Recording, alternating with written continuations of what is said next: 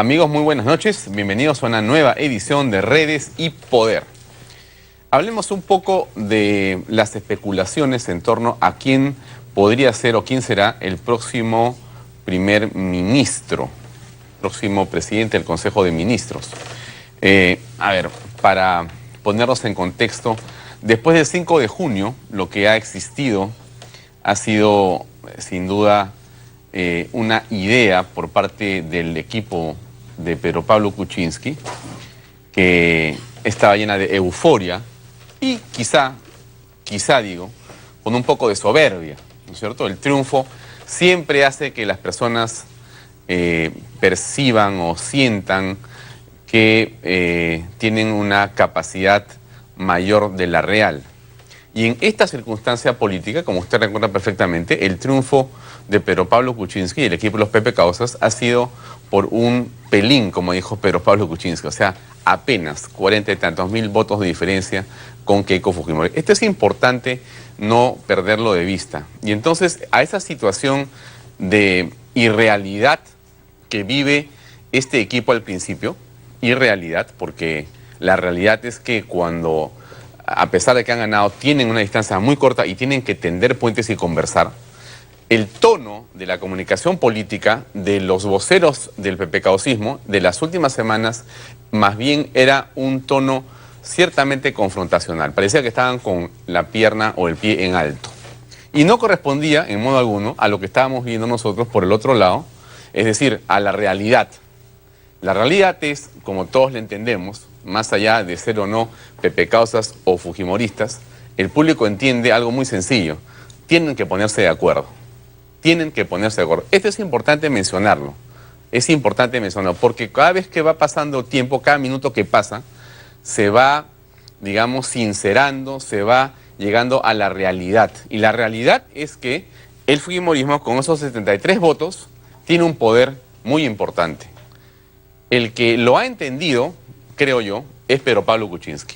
Los que no lo han entendido, creo yo, han sido, como diría Pedro Pablo, Mechita y Martincito. Es decir, el primer vicepresidente de la República, Martín Vizcarra, y la segunda vicepresidenta, la señora Mercedes Arauz, que han estado haciendo una serie de movimientos y declaraciones de diferentes tipos.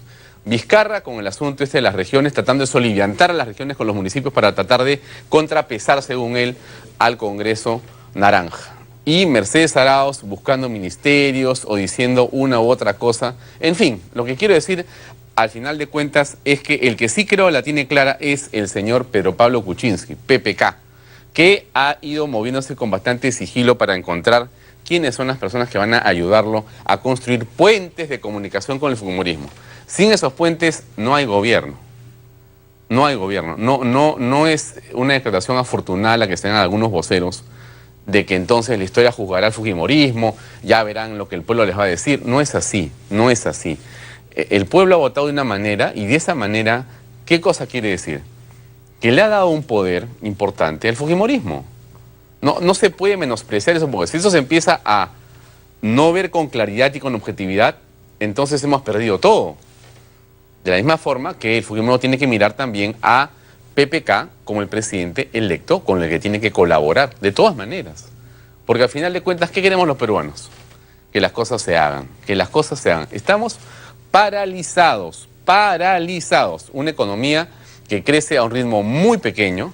Ahora vamos a conversar con el invitado que les voy a presentar a continuación, qué es lo que ha pasado con el gasto corriente de este gobierno que, según el presidente Humala, deja todo en azul. Es para mirar las cosas con terror y pavor. O sea, si ha habido una persona que ha, digamos, promovido el desenfreno en el gasto público en los últimos 5 años, es el señor Ollanta Humala y sus ministros de Economía, que deberían ser juzgados por la opinión pública. Y no sé por qué más. Porque lo que usted va a ver hoy día, que ha salido en varios periódicos, es simplemente como para decir por quién hemos estado gobernados. Pero bueno, lo que le quería señalar era justamente esto del presidente del Consejo de Ministros. Entonces, es necesario que exista un diálogo entre las partes, un diálogo que tiene que darse. Y ahí está entonces Kuczynski, que tiene a Torne a su lado, una persona de su confianza, que además ha sido el primero que ha puesto en el bolo ministerial, y Kuczynski sabe la importancia que tiene el Ministerio de Economía. El otro importante es el PCM, Y ahí está el nombre de Fernando Zavala. Zavala parece ser que el día domingo, según todos los rumores, va finalmente a anunciar que él y Pedro Pablo y él, o él solo, que él es el presidente del Consejo de Ministros del primer gabinete de Pedro Pablo Kuczynski en este gobierno que queremos que debe ser estelar y muy importante. Ahora bien, ¿qué tenemos nosotros para mostrar? Hay un pequeño declaración de Pedro Pablo Kuczynski, un informe al respecto sobre qué piensa, qué dijo Pedro Pablo sobre este tema de Zavala y su posible incorporación al gabinete. A ver, adelante, por favor. Siguiendo la línea del joven gordito e independiente, llega ahora en qué porcentaje tiene Pedro Pablo Kuczynski listo su gabinete. 3,5%. ¿Y hay nombres? ¿Y hay algunos nombres?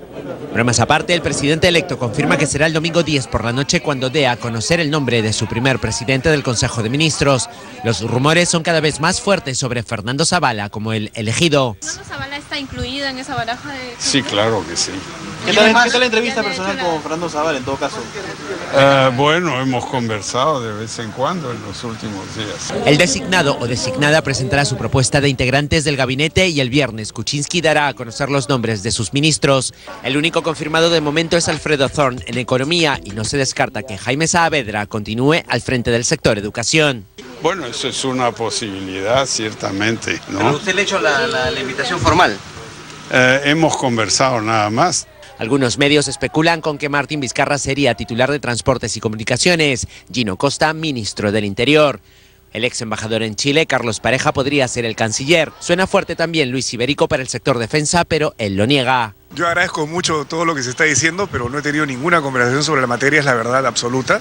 El día en que hay esa propuesta, si es que la hay, conversaremos. ¿Estaría dispuesto a aceptar un cargo de ese? Esa pregunta es peligrosa de contestar. Entre los otros mencionados está Cecilia Blondet para ministra de la Mujer. Son listas imaginarias, dice el futuro mandatario. Al parecer no quiere esperar a que a finales de agosto, sino la misma quincena de ese mes, se le otorgue la confianza a su primer gabinete. Buscaría ganar tiempo incluso para que desde la próxima semana su futuro presidente del Consejo de Ministros busque los consensos que necesita en el Parlamento, principalmente con el fujimorismo. Bueno, a ver, ¿qué le puedo comentar acá? Yo creo que no hay que creer en nada de lo que se dice sobre los ministros que pueden o no pueden ser. Esos nombres a veces se oponen con algunos intereses. Lo que sí estamos seguros es que Torne va por palabra de Pedro Pablo Kuczynski y sabemos también por todos lados que el hombre de la PCM va a ser Fernando Zavala. Eso se sabe. Entonces se arma ahí un trípode de poder. Un trípode de poder. Pedro Pablo Kuczynski, miren ustedes, denle una mirada a lo que les quiero decir.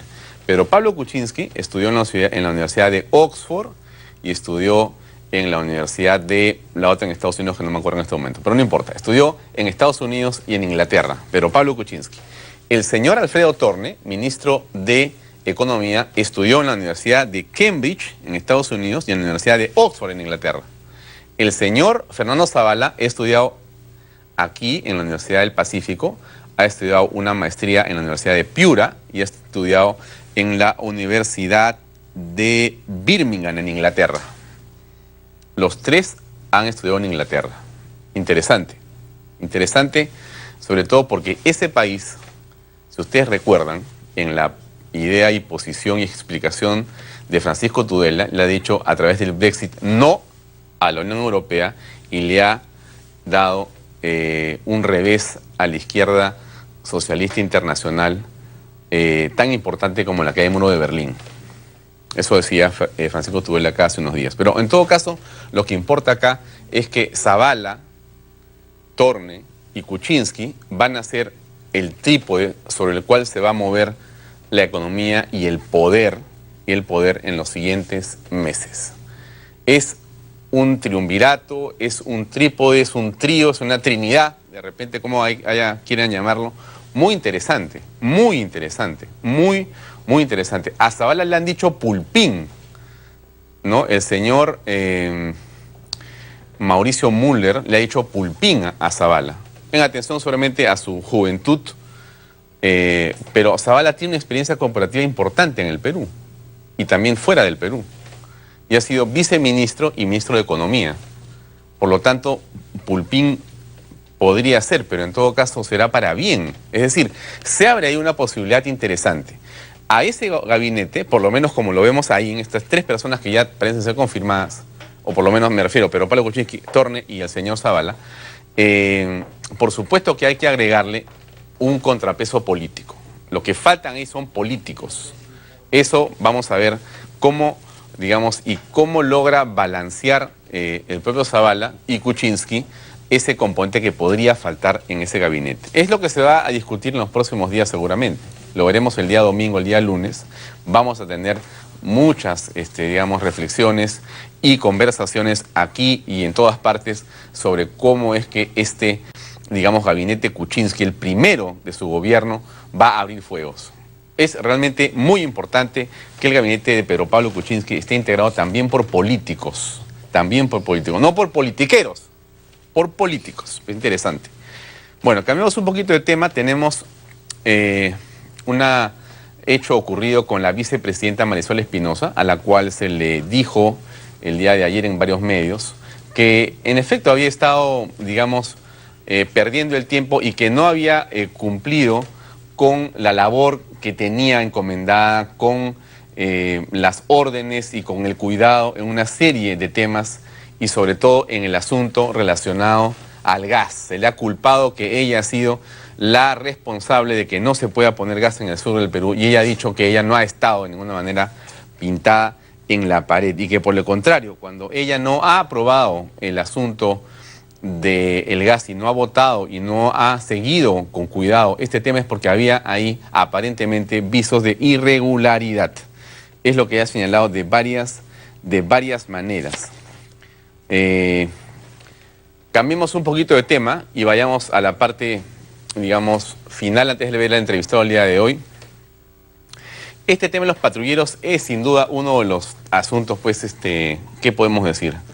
No sé si la palabra lamentablemente es típico en el Perú, pero parece increíble que un país que durante décadas logra los, digamos, guarismos económicos y deslumbra al mundo por su crecimiento, que es nuestro país, que tiene 4 elecciones democráticas, que tiene, digamos, una reducción de la pobreza y un crecimiento de la clase media tan importante, un país que es visto en el mundo con admiración como el nuestro, en verdad, se lo digo sin ninguna broma de por medio, no sea capaz de comprar patrulleros que no se destartalen cada 12 o 24 meses, como vemos todos con vergüenza y pavor en las calles de todo el Perú. Es increíble la incompetencia que hay en el Perú para poder comprar cosas tan sencillas como un vehículo. Y lo único que hace pensar, sinceramente, es que detrás de esto hay una corrupción imposible de manejar. Es inconcebible lo que pasa con los patrulleros. Hay un informe que hemos preparado al respecto y después pasamos con el entrevistado del día de hoy. Veamos por favor, adelante. Son las unidades que están en el ojo de la tormenta. Las camionetas 4x4 Made in Sur Corea, a las que la Contraloría solo les ha dado 3 años de vida en nuestras vías. A simple vista parecen contar con toda la tecnología necesaria. Incluso tienen 3 cámaras incorporadas al interior de la unidad. Pero los cuestionamientos siguen en el tapete.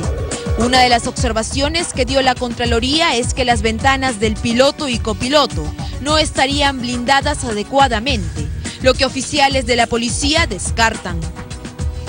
Hemos mejorado el blindaje respecto a las camionetas anteriores y las zonas que están cubiertas es el parabrisas y la puerta de piloto y el copiloto. Hemos pedido un material balístico de acuerdo a una norma internacional, la NIJ, que es conocido por los entendidos, y personal de la policía viaja a verificar in situ las pruebas en laboratorio balístico.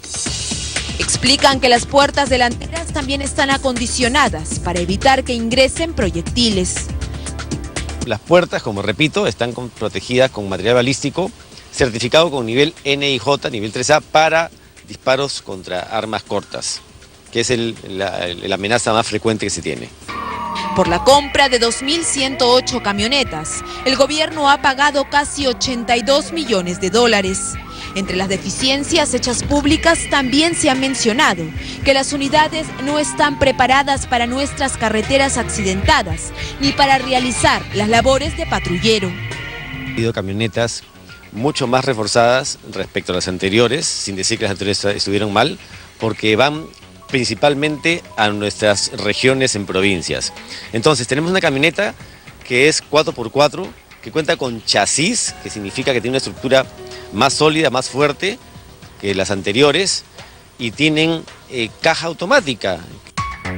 Por su parte, el Contralor de la República, Edgar Alarcón, desde ICA insistió en que el Ministerio del Interior tome en cuenta las observaciones técnicas que realizó su institución y le pidió al ministro José Luis Pérez Guadalupe que no se pique y deje de llamarlo novato. A veces los ministros, como decimos criollamente, se pican porque le toca su ministerio. Pero yo no estoy diciendo tú, ministro, eres responsable. No va a permitir que ningún ministro, presidente regional, alcalde, cometa actos irregulares. Si lo tengo que decir, se los voy a decir. Así me digan novato, porque ese es mi trabajo. Lo cierto es que las críticas no les quita el sueño a los oficiales de la Policía Nacional. En 10 días anuncian la primera flota de estos vehículos. Ya estarán recorriendo las calles. Bien, ustedes han visto el informe que ha preparado el equipo de ATV+ sobre este asunto de los patrulleros. Es inconcebible que sigamos en este tema sin poder resolver cómo comprar elementos tan importantes como este. Qué incompetencia y qué, digamos, frustración sentimos los ciudadanos, ¿no?, cuando vemos cosas como esta. Bueno, vamos a pasar a conversar con nuestro invitado de esta noche.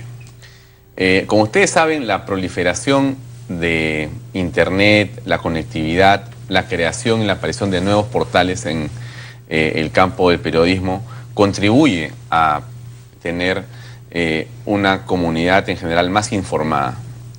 Ya no se depende de los periódicos impresos de antaño, sino hoy día han aparecido un número importante de nuevos medios, de nuevos portales que reúnen sin duda a una cantidad importante de columnistas o de personas que quieren hacer escuchar su voz.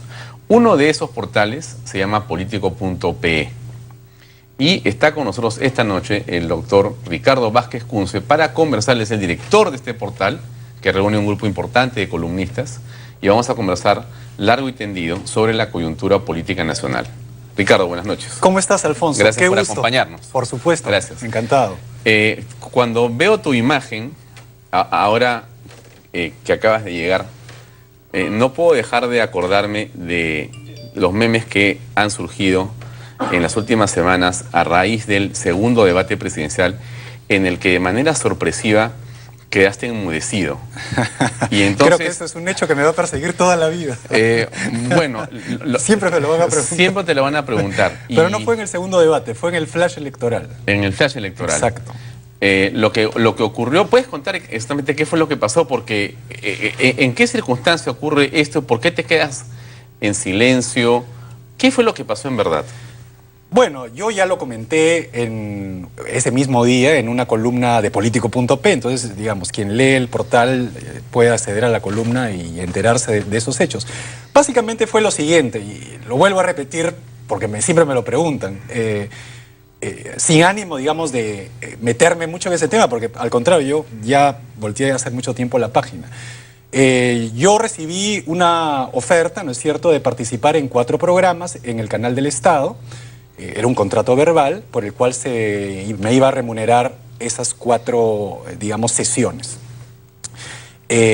Constaba de comentar el debate del Cusco, que era el debate técnico, entre técnicos, entre Keiko Fujimori, entre los partidarios de Keiko Fujimori y PPK, el primer debate presidencial de Piura, el segundo debate presidencial de Lima y finalmente el día cumbre, que era el día de las elecciones, el flash electoral. Bueno, yo acepté, me dijeron quiénes iban a ser los invitados, los panelistas. Los conozco algunos, ¿no es cierto? Todos los periodistas nos conocemos. Me pareció que obviamente todos ellos tenían una tendencia y yo era, digamos, ahí más o menos el que tenía una tendencia distinta, pero en fin, es, digamos, parte, digamos, de la de la libertad y de la democracia. Así es, ¿no? Entonces, no tengo ningún problema yo en debatir ni están en minoría, porque si todos somos personas digamos, que tenemos argumentos, no hay mayor problema. Entonces, las cosas se han desarrollado o se desarrollaron Muy bien, durante los 3 primeros domingos, el debate técnico, el debate de Piura e incluso el segundo debate presidencial de Lima. No hubo ningún problema.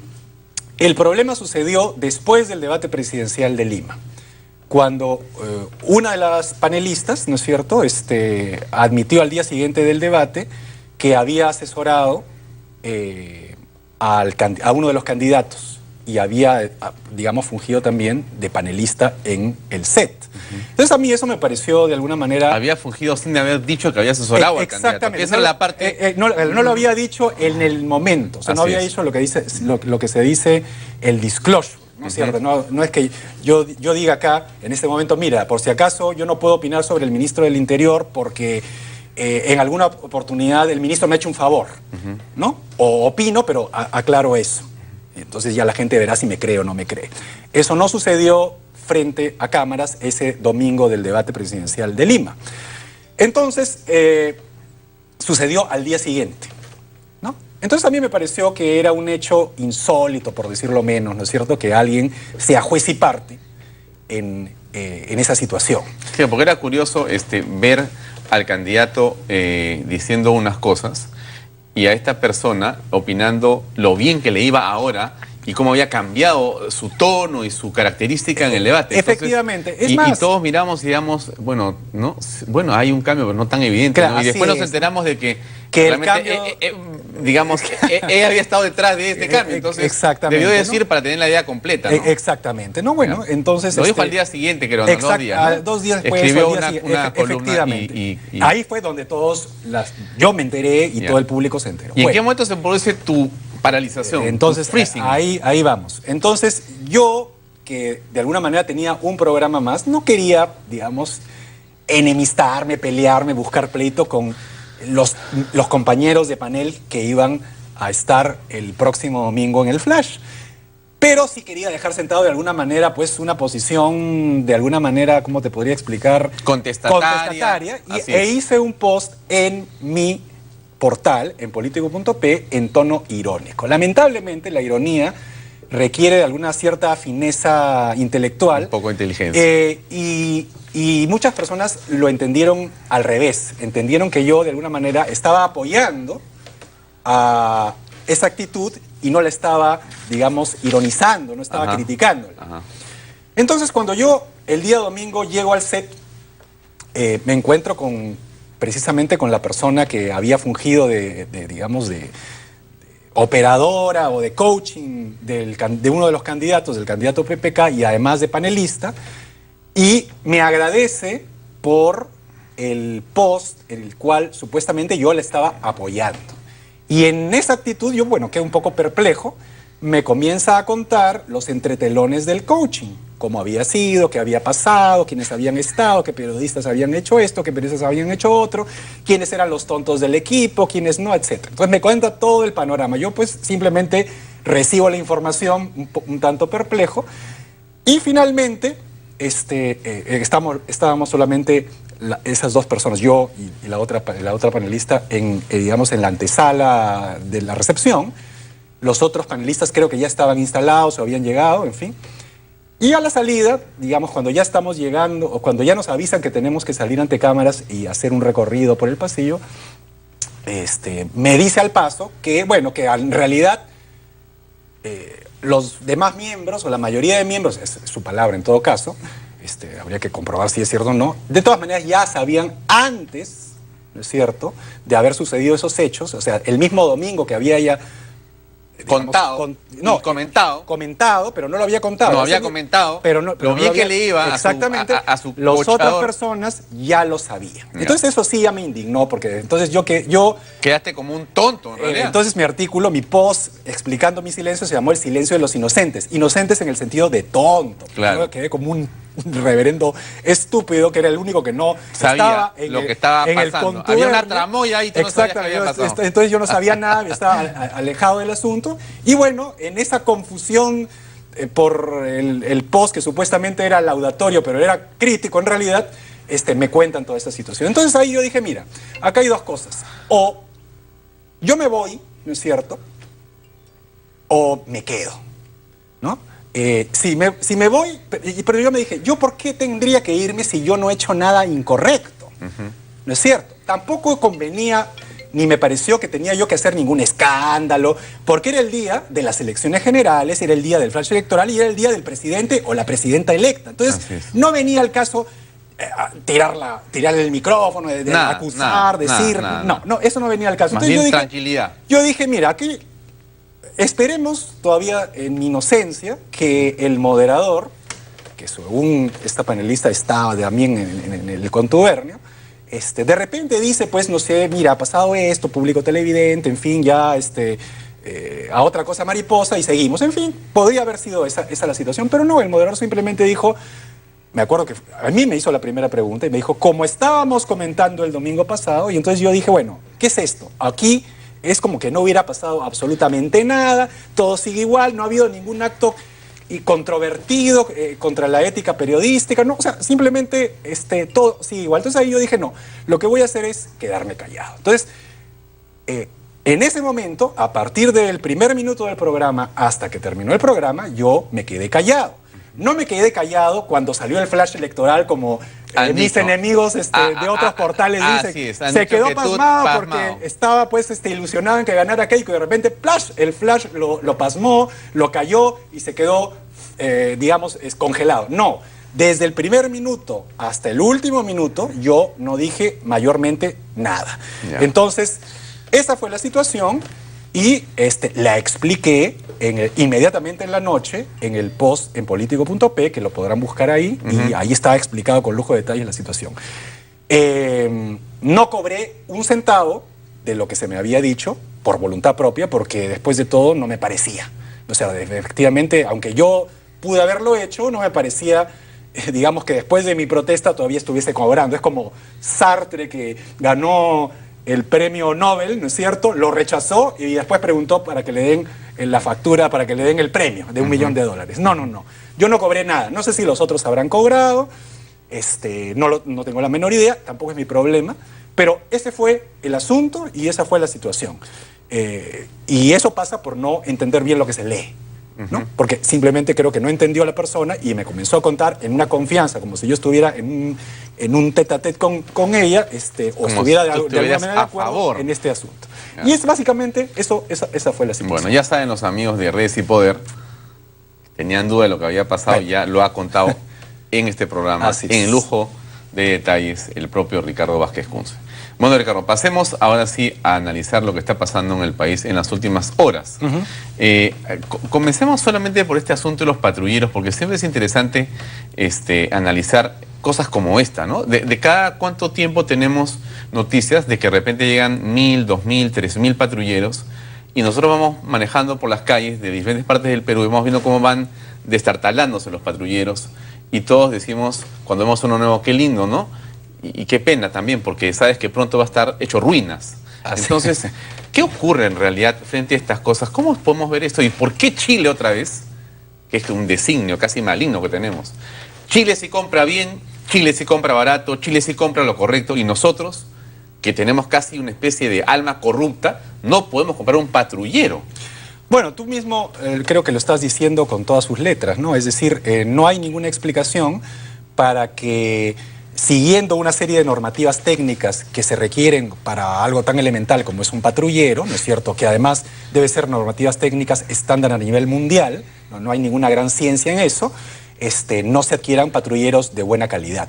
Y siempre sucede lo mismo, y siempre sucede en el Ministerio del Interior. El Ministerio del Interior tiene una fama, una mala fama, de prácticas, digamos, totalmente malignas, ¿no es cierto?, en compra de este tipo de artefactos. Yo te voy a contar una anécdota que no tiene que ver con esto de los patrulleros, pero tiene que ver con, en esta misma gestión del presidente Humala, con otro ministro, sobre un caso similar que me tocó a mí ver y ser testigo presencial del hecho, porque estuve empapado del asunto. Se habían sentado, necesitaban chalecos esos chalecos protectores, ¿no es cierto? Estos uniformes protectores que se llaman Robocop, ¿no es cierto? Para los policías, para proteger la vida de los policías a la hora de los motines. Después de lo viste en Tía María y en tantos lugares, era tremendo la imagen. Exactamente. Entonces, se hizo una licitación y se presentaron pues algunas empresas. Los estándares internacionales del material con el que se hacen estas protecciones, estos cascos, esos uniformes, son estándares. Había una normativa inglesa y otra norteamericana, y creo que esas eran las dos normativas existentes. Entonces, se presentó una empresa francesa, que era, digamos, la que tenía todas las normativas técnicas, y evidentemente la empresa francesa, por la calidad de los materiales, digamos, a nivel mundial reconocidos, estandarizados, tenía pues precios un poco más caros. Pero ese no era el problema. El problema es que acá se presentaron una serie de empresas nacionales que evidentemente no podían garantizar la calidad del material, de ese material que es resistente a las piedras, al fuego, etcétera, ¿no?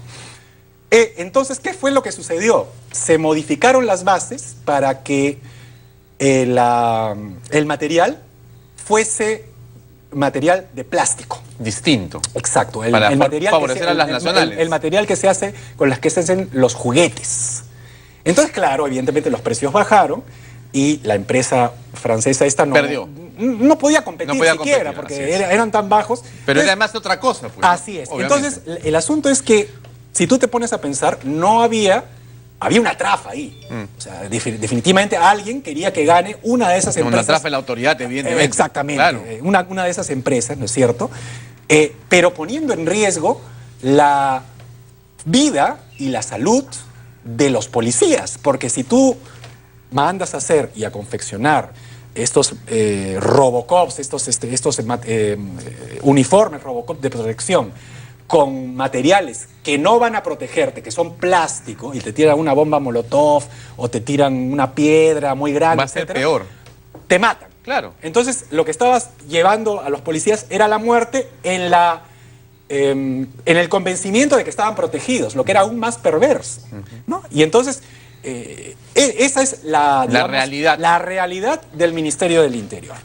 Y es por eso que siempre estamos constantemente en este tipo de asuntos, porque ahí hay una mafia que está enquistada, pero que ya no depende de los ministros. Es una mafia que está enquistada ya burocrática en el ministerio. Entonces los ministros a veces pueden tener las mejores intenciones, pero obviamente no manejan pues toda la situación, ¿no? ¿Tú crees que cuando se menciona a Corea del Sur como uno de los países que ha proveído de vehículos, como en este caso, pero también de armamento y de aviones u otros pertrechos para el caso de defensa o interior, se está teniendo jeriza señalando que Humala fue agregado militar en Corea del Sur y por lo tanto hay una vinculación? ¿Eso es una ojeriza? ¿Eso es una digamos, sospecha infundada? ¿O podría ocurrir algo ahí, como también en el caso de Francia, por ejemplo? Bueno, se dan los casos en que precisamente donde también ha sido agregado militar el presidente y hay un satélite que esperamos que ha costado no sé cuántos cientos de millones de dólares. Bueno, ojalá que el satélite efectivamente sirva, y eso lo sabremos ya no en este gobierno, lo tendremos que saber. Espero yo que sirva. Yo como peruano espero realmente, además yo soy una persona que tiene una formación francesa, tú eres de la Recoleta, yo soy del franco peruano, me gustaría mucho pues que digamos Francia haya rendido una buena contribución al Perú, por supuesto, con un satélite de primera calidad, pero eso ya lo tendrán que determinar las investigaciones y las auditorías, ya no en este gobierno sino en el próximo. Pero efectivamente hay una conexión pues evidente entre los lugares donde ha estado el presidente Humala de agregado militar y las compras que se han hecho, ¿no es cierto? Y eso no quiere decir, perdón, que ni Francia ni Corea del Sur no tengan las capacidades técnicas. No. Corea del Sur es uno de los países, por ejemplo, que tiene las mejores capacidades técnicas para proteger a su policía y a sus elementos del orden, porque tú ves las manifestaciones que hay ahí, ¿no es cierto? Y tú te das cuenta que están absolutamente protegidos contra las bombas Molotov, en fin, y Francia pues es una experta en cuestiones de tecnología. Han hecho el Concorde, han hecho una, digamos. Entonces no hay manera de que no hayan capacitaciones técnicas. Absolutamente, ¿no? Otra es la situación, otra es la sospecha.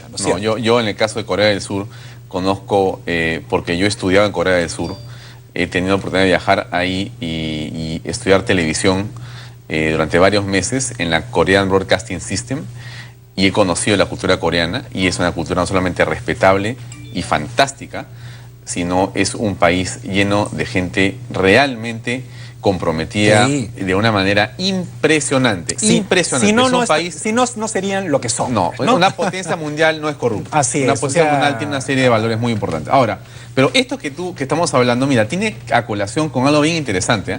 El señor Carlos Bruce ha dicho hace unas horas que ellos no van a investigar o a promover una investigación con respecto al gobierno que está saliendo del señor Humala. Y que si hay una mega comisión, está bien, digamos, ¿no? Pero que ellos no van a presidir ninguna comisión investigadora porque creen que el gobierno actual hizo mal en estar preocupándose en investigar al gobierno de García.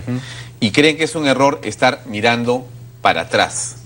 Que ellos tienen, digamos, visión de futuro. Ellos miran para adelante, no miran para atrás. ¿Qué piensas al respecto? Mira, yo pienso lo siguiente. Yo tengo una posición sobre las megacomisiones o las, digamos, investigaciones congresales en esas comisiones que es es contraria a ese tipo de comisiones. ¿Por qué? Porque por lo general esas comisiones del Congreso son comisiones políticas que se aprovechan políticamente de una situación y por lo general son pelotones de fusilamiento. Entonces, a mí sí me importa, y sí creo yo, que la Comisión de Fiscalización del Congreso es la idónea para, de alguna manera, investigar lo que haya que investigar. Pero formar comisiones, megacomisiones o comisiones ad hoc para investigar esto, a mí en realidad no me parece. Pero fíjate una cosa, Ricardo, importante lo que tú dices, pero quiero hacerte una pequeña digresión y que la comentes, yo recuerdo que la gestión de Castañeda, la anterior, cuando termina y entra Villarán, primero que hace Villarán es nombrar una comisión investigadora, que termina en nada. Todas terminan en nada. Izquierda, ¿no? Izquierda en el poder. Llega Humala, izquierda en el poder. ¿Qué hace? Mega comisión contra García, que termina en nada.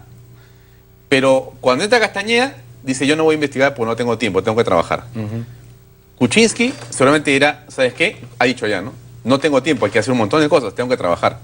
Pero qué bestia, ¿no? O sea, que la izquierda, su vida es buscarla sin razón para tratar de ser ellos los puros y los demás, los demonios malignos. Así es, pero ahí tú tocas un punto importante que es para reflexionar. Es precisamente estos gobiernos de izquierda, en vez de gobernar, ¿no es cierto?, lo que hacen es gobernar para investigar a los otros. Y entonces el resultado, por ejemplo, de Villarán es objetivo. Fue un desastre. Y no es que lo diga yo, lo dicen los electores. Porque, digamos, yo puedo tener una opinión subjetiva 10%. De Villarán. Así es, o sea, 10%. La señora quedó tercera. Tercera. No quedó segunda, no, tercera. Ni quedó a unos puntos del primero, no. Quedó tercera, fue pulverizada. Y el señor Humala se va, ella con 5 puntos, es su esposo, ¿no? Y él se va con 14 o 13. Y no solamente eso, se van con 0 congresistas y el partido en ruinas y sin ningún amigo que los defienda en ninguna parte. Porque el abogado lo hace mal. Porque han traicionado a todos. Entonces, que en vez de dedicarse a gobernar, ¿no es cierto? En este caso, Kuczynski dice, bueno, yo voy a gobernar para el futuro, en boca de Bruce.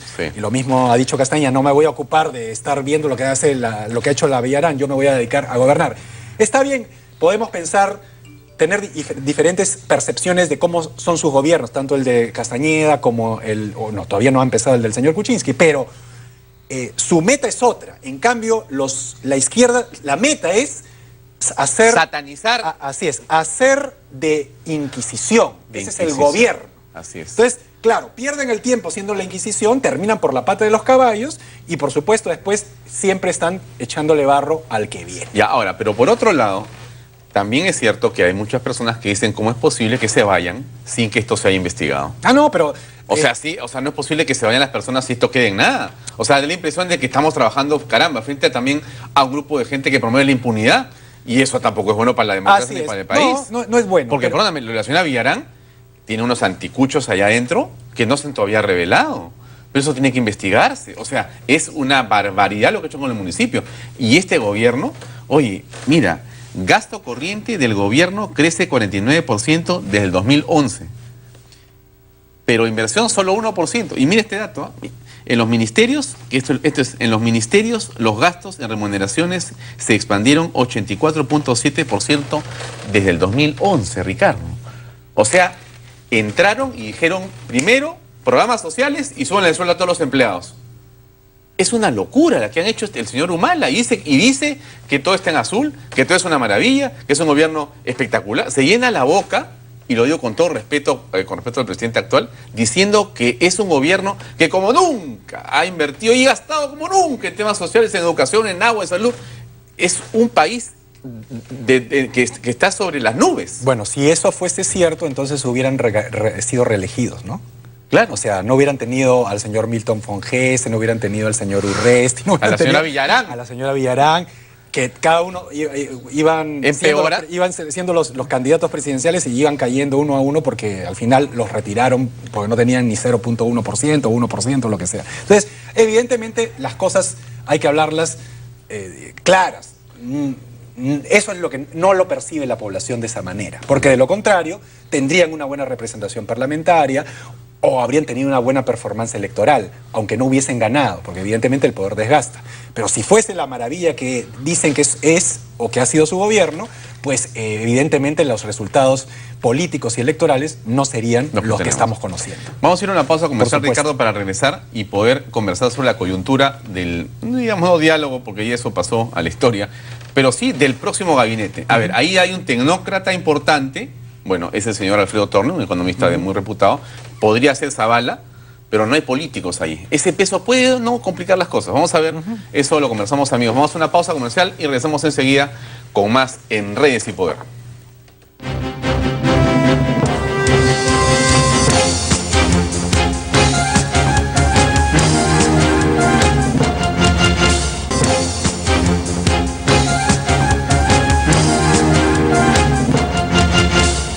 Bien, amigos, seguimos en Redes y Poder con Ricardo Vázquez Kunze, que es director de Político.p. Ricardo, tenemos a un Pedro Pablo Kuczynski que ya está desplegando su equipo de gobierno.